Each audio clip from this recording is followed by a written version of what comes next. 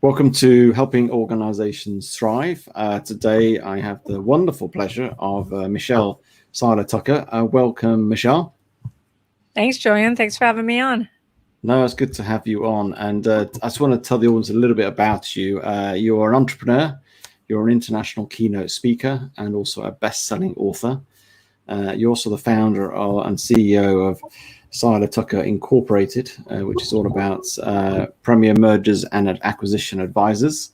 And you've had 20 years in this industry, the M&A industry, and regarded as leading authority on buying, selling, fixing, and growing businesses.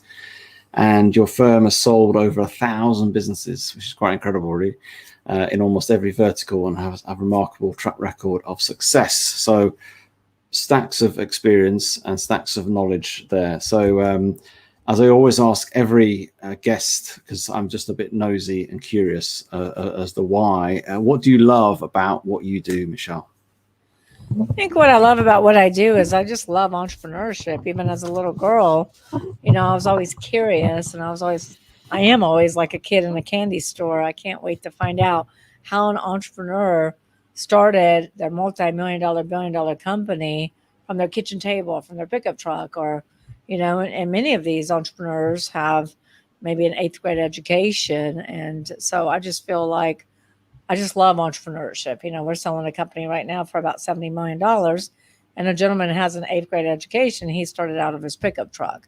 So I've always been passionate about entrepreneurship. I love to see how people get started, how they came up with their ideas, how they grew their company. And I like to help, business owners sell, because Steve Forbes, who endorsed my book, Exit Rich, Steve Forbes says 80% of businesses will never sell. 80%. That's a pretty startling statistic, and it really should be a wake-up call for most business owners, because that means you have less than a 20% chance of success. And so I love helping business owners, sell their legacy, sell their business, which is a retirement fund, and help them really afford the lifestyle they've always dreamed of. And I also like helping business owners save their business, because so many businesses are going out of business. So I've always been passionate about entrepreneurship, and I love what I do. I can't see really doing anything else. Yeah, I can feel that passion for your entrepreneurship. I can feel the desire and the sort of the will of what you do. And I guess, what was your first ever company yourself? What was that? Is it what you're doing now, or is it something completely different? No, it's something completely different. It's hard for me to remember every business I had, but one of the first businesses I had was a wedding publication.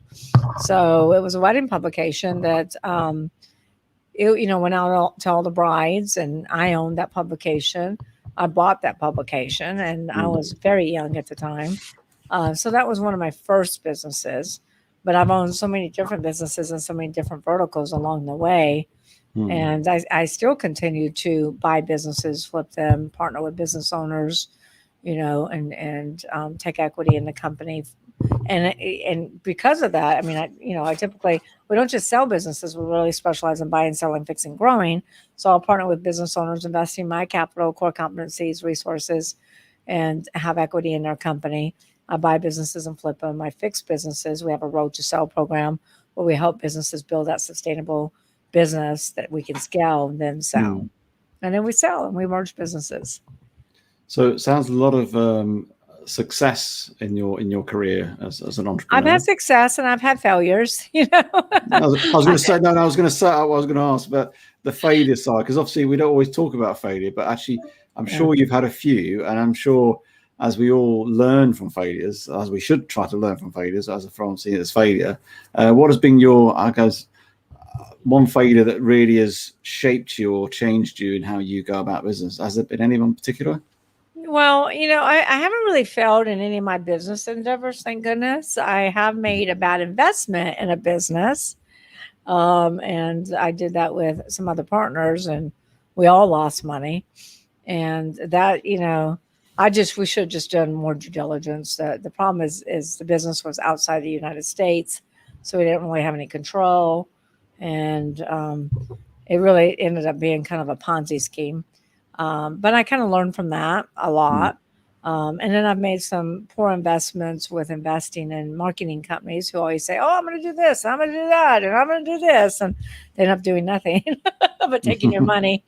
And so I would say, just not doing enough due diligence. And I'm a due diligence queen, but I do due diligence for everybody else. I have to do more due diligence for my own stuff. And how do you see failure when you're talking to organizations or businesses who perhaps they've had failure? How do you help them, I guess, go from that failure piece? Because it can be quite a tough call, isn't it, to go from being on the floor and getting back up again, isn't it? Well, it can be, but I view failure as just another step towards success. You need to fail forward, not backwards. Yeah. And it's just another step towards success. Everybody fails. I mean, I don't think there's any business owners ever, some of the greatest, that haven't failed along the way. And that's how we really learn, is from our failures. But I think, failure, look, if you don't fail, you're not trying. And I think failure is just a step towards success. Yeah, I often talk to businesses about, actually, if you cultivate a safe environment to fail, you will create an environment of innovation, because people are pushed to boundaries. As long as they feel safe to fail and it's okay to fail. Right. Obviously, we don't go out to fail, clearly.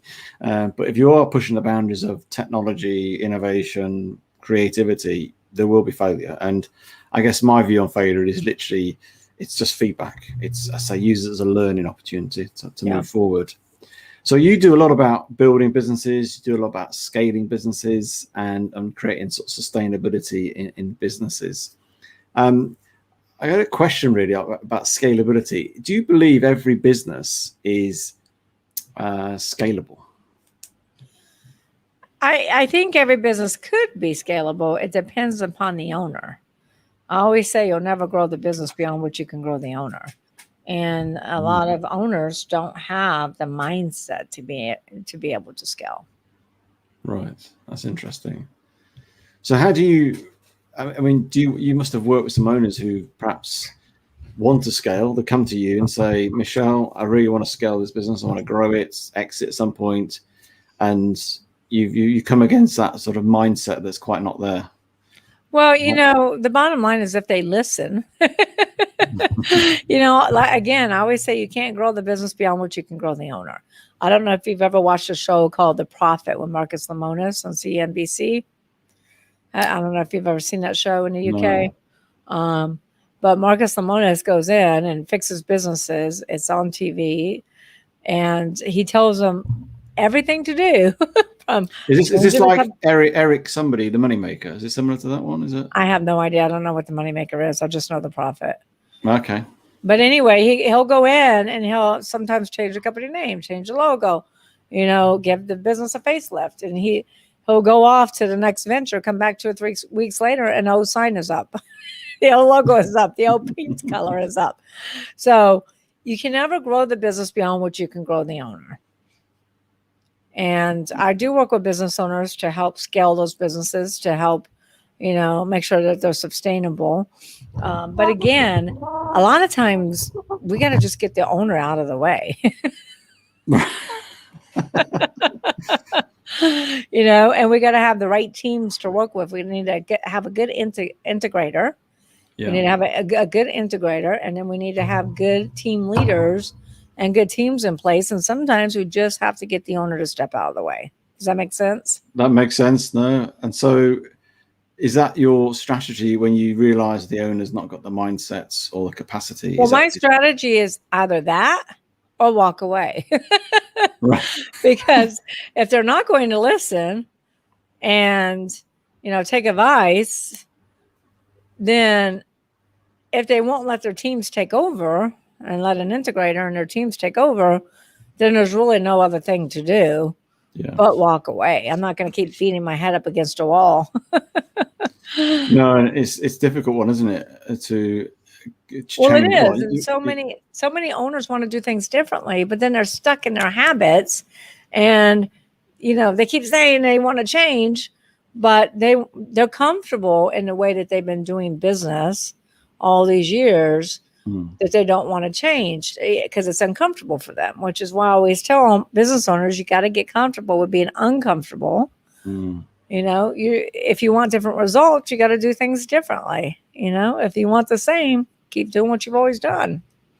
Yeah, because it's often the case is almost having that conversation with the owner first, isn't it? Almost what's going to happen, as opposed to them sort of being party of it all, actually, in terms of the mindset, they understand the capabilities or capacities. Right. So if we take a business and we believe it's scalable, the owner's on board or not, and they've pushed them aside slightly, depending on the situation. What would you do? We buried them in the backyard is what we did. What do you do when you try and scale a business? How do you go about that? And obviously there's more to it, probably you can explain, I'm sure, but what are the key sort of fundamentals of scaling a business? Well, the keys is what I call the infrastructure of the 6 Ps that I talk about in my book, Exit Rich. And so I go through each one of these Ps, regardless of the industry. It doesn't really matter. The Ps, the infrastructure is the same, no matter what industry you're in. And that first P is people. So the first thing we want to do is really take inventory of their people, and start really evaluating and asking questions about, how involved is the business owner in the business? Does the business run dependent upon that owner? So many businesses are 1,000% dependent upon that owner. You take the owner out, there is no business. A lot of entrepreneurs have created a glorified job in which they go to work at every day versus a business that actually works for them. So the first thing we have to do is look at how dependent is this business on this owner. That's number one. What task is this owner doing? What's their core competencies? And what should they stay away from? What should they focus on? What should they stay away from? Then we want to take inventory of their team. Do they have a management team in place? Do they have the right people in the right seats? A lot of business owners have the right people, but they don't necessarily have them in the right seat. A lot of times we're trying to fit a square peg into a round hole. I've been guilty of that myself, where I'm like, what do you mean you don't want to do this and this and this? You're perfect for this. And then just push back because they're not perfect for that. You know what I mean? I'm just trying to fit them into a position that they're not really cut out to be in. So you gotta really take stock and make sure you have the right people in the right seat, and you're not trying to fit that square peg into a round hole.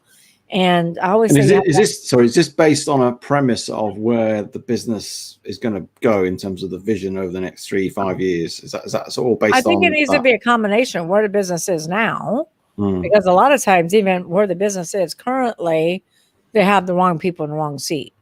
Yeah. But you also have to take into consideration where you want the business to be in the next, 3 to 5 years. So you have to look at both. Does that make sense? Yeah, absolutely. Yeah. And then we want to ask the who question, who answers the phones, who opens the doors, who handles customer service, marketing, legal, accounting, manufacturing, logistics, quality control, environmental, the list goes on and on. We want to make sure that we have the right who next to each one of those tasks, and it should never be the owner's name. And I can promise you, most businesses don't have the right people in the right seats, and they don't have the right people next to the who. They don't have the right who's next to the task. Does that make sense? Absolutely, yeah. So, and then we want to look at management. Who is their management team? Are they qualified to be managers? Are they good leaders? Are they good team leaders? Where's the connection between the entrepreneur and the teams? Is there an integrator? I don't know if you've ever read the book Traction, but it's based upon the EOS system. And then you want to know, is there an integrator or liaison or someone that is inside visionary's head? Because most entrepreneurs are great visionaries, but they're not good implementers. No. So we want that implementer, that integrator, whatever you want to call it, that is really the liaison between a visionary and the team leaders. And I guess you in this place, when you start assessing the people and evaluating them in terms of fit for purpose for now and for the future, you're bringing the owner in this context of, as in where their role plays, I guess, isn't it? Whether they are more still the visionary side of things, or what core competencies they add value to. And they start to assign that sort of their role changes, I guess, as in this state. Yeah. And then their role changes. Absolutely. So, the owner has to be part of the process because a lot of times, I always say fish stinks from the head, and the owner is typically the bottleneck. Yeah. And you made a statement earlier that you said, as long as you make it okay for people to fail, then they'll try more, right? They'll take risk within an organization. But if they're constantly getting beat up every time they try something and it does fail, then they're going to stop trying because they're afraid. Exactly. Yeah. And so you really have to create, it's all about culture, and you really have to create an environment where you empower your people to make the right decisions, to take some risk. And I always say that you trust, but you always verify. One of the biggest mistakes that business owners make is they trust, but then they never verify. Mm-hmm. And they never inspect what they expect. That's why I think it's like 1 out of every 7 companies are embezzled, because the owner completely takes their eyes off the business. They're either in it too much or not in it at all. So you're also always going to have those checks and balances. But everything starts with people. I always say that you don't build a business, you build people, and people build the business. Yeah, I really like that approach, because I think often people get caught up in sales, in profits, in sort of how we do things better, and what new things when we do marketing. But actually, the people is the place to start, isn't it? Well, people is huge, and so is processes. But here's the deal: you can focus on sales and profits, and that's great. But sales comes in, right? Are you going to make money? Yes. But if the owner's doing everything and the owner doesn't have time to invoice, and I had a company like that didn't have any time to do the invoicing, so they were sitting on a mountain full of cash because they could never send out invoices because they were doing everything. Right. So you might have some profit, but you're never going to be fully profitable unless you get all of these 5 P's in place. Perfect. So after we got the people in place, what do we move on to then? Well, next I have product, and some might argue and say, well, processes should be next. But the reason I have product next is because you can be in a thriving industry or a dying industry. When I wrote my very first book, Sell Your Business for More Than It's Worth, in 2013, I did the research in America and learned that 90% of all startups would fail within that first 1 to 5 years, are at the greatest risk, right? We all know that. However, when I wrote this book, Exit Rich, my latest book, I did the exact same research and was flabbergasted to learn that the business landscape has flip-flopped. It's not startups at great risk anymore.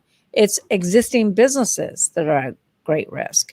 Startups, only 30% of startups are going out of business.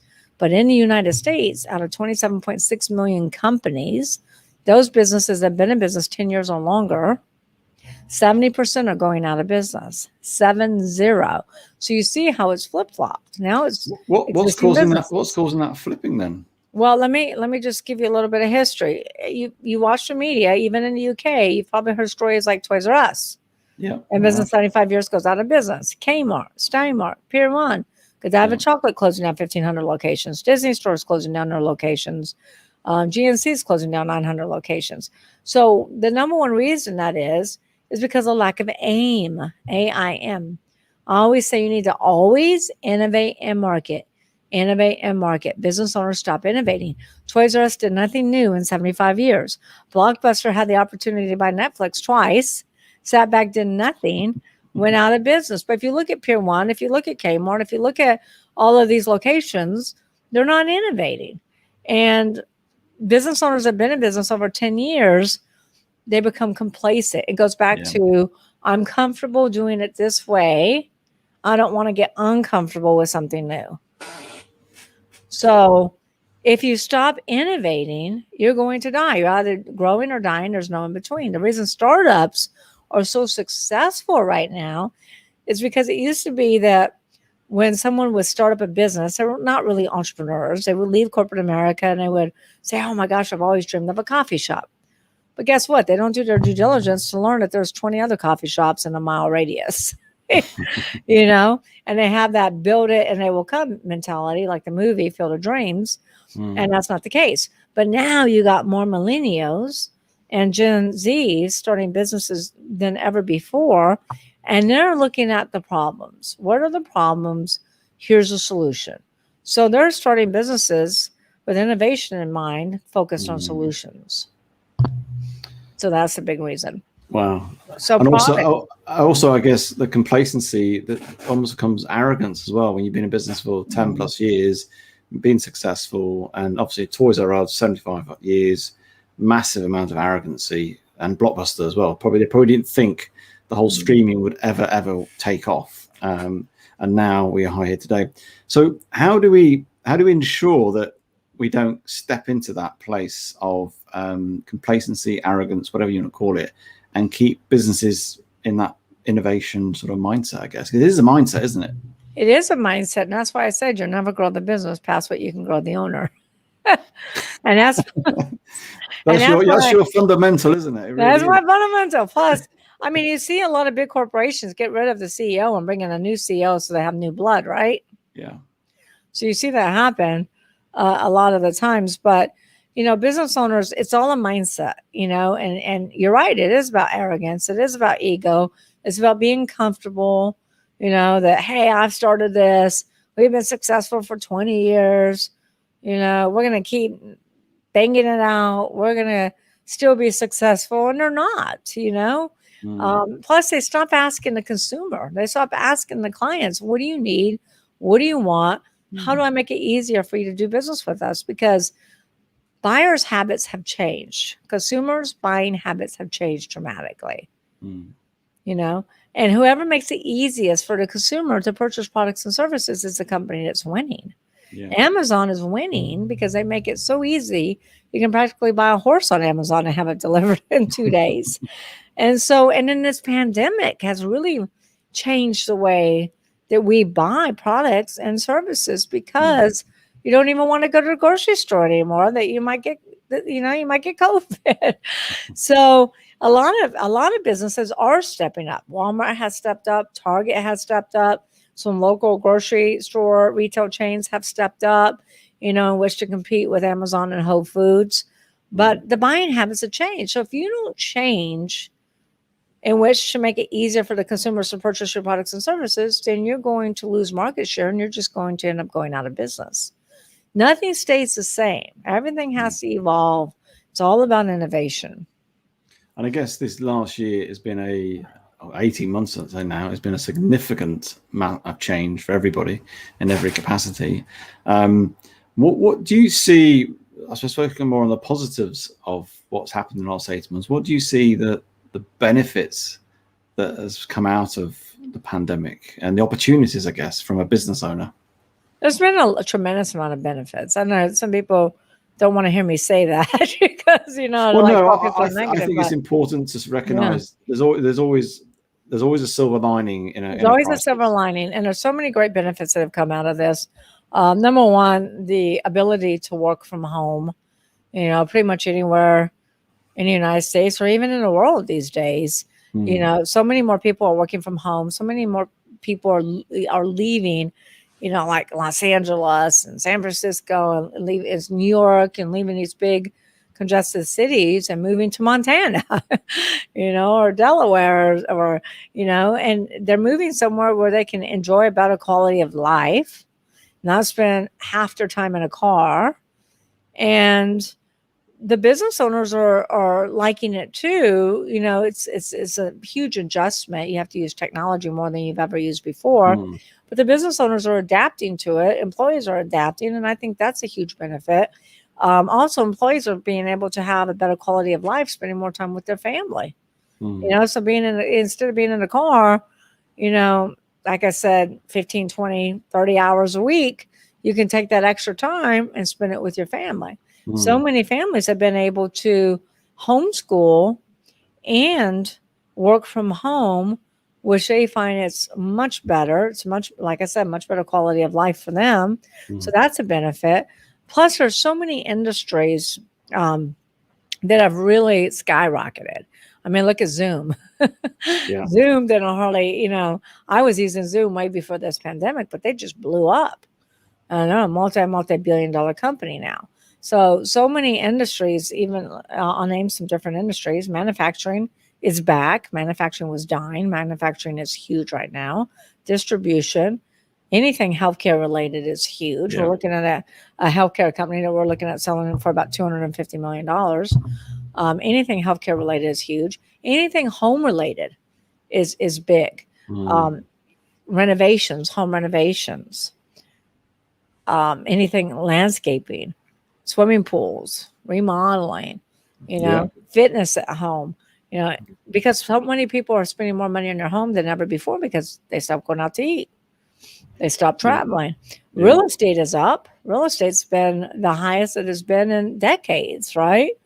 You can't, I mean, the inventory is so low and there's so many buyers for real estate. So there's just a lot of industries that have really skyrocketed. And then also so many new businesses started. I want to say something like,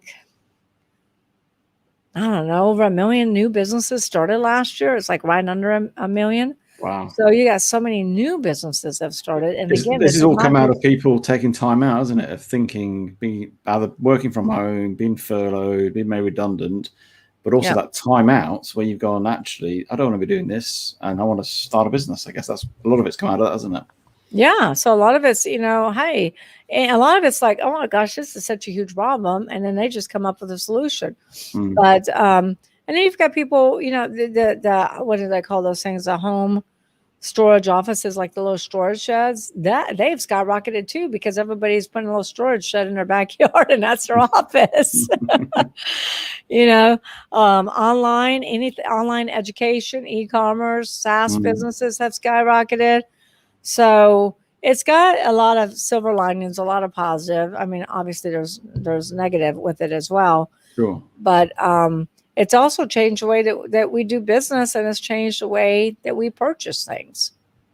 Totally. And just before we finish, just if talking to a business owner now or a leader of an organization, what one thing they need to think about for the next sort of 12, 18 months in terms of how they do business? What do they sort of need? What would be your one big advice, I guess?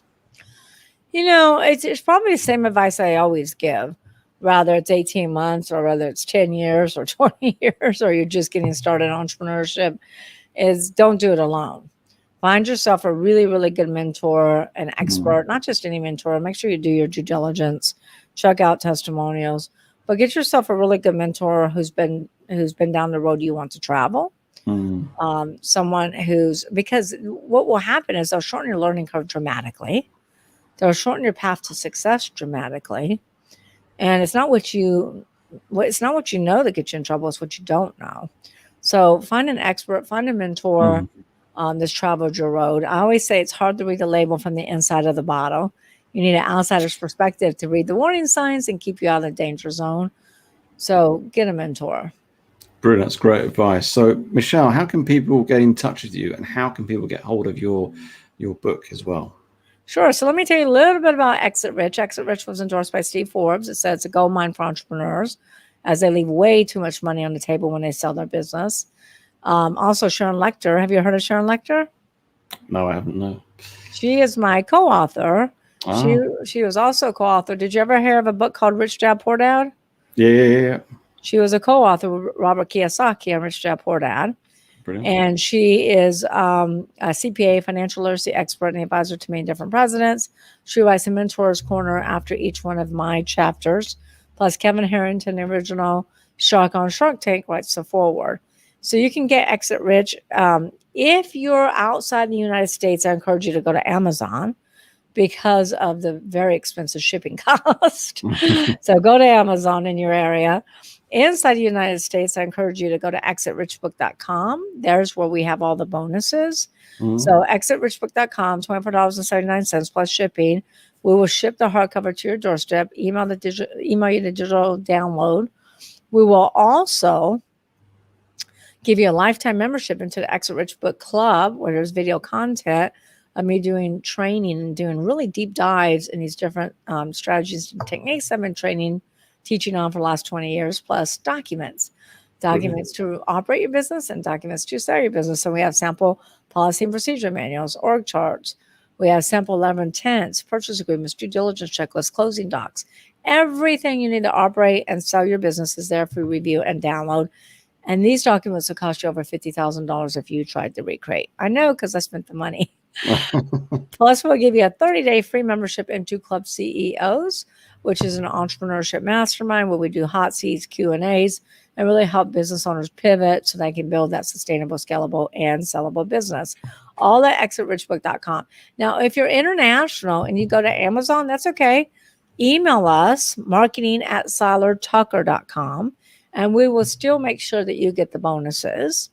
And our main website is seilertucker.com. Plus, you can connect with me on social media at Michelle Seiler Tucker. Well, it sounds more than just a book there, Michelle. It's a lot more than just a book. I wasn't expecting that. There's a book mastermind and a whole load of videos and help and support and whatever, $50,000 worth of documents available. As always, you've provided so much value, and appreciate your time here today. So yeah, thank you for coming on, Michelle. Thank you so much for having me. It was my pleasure.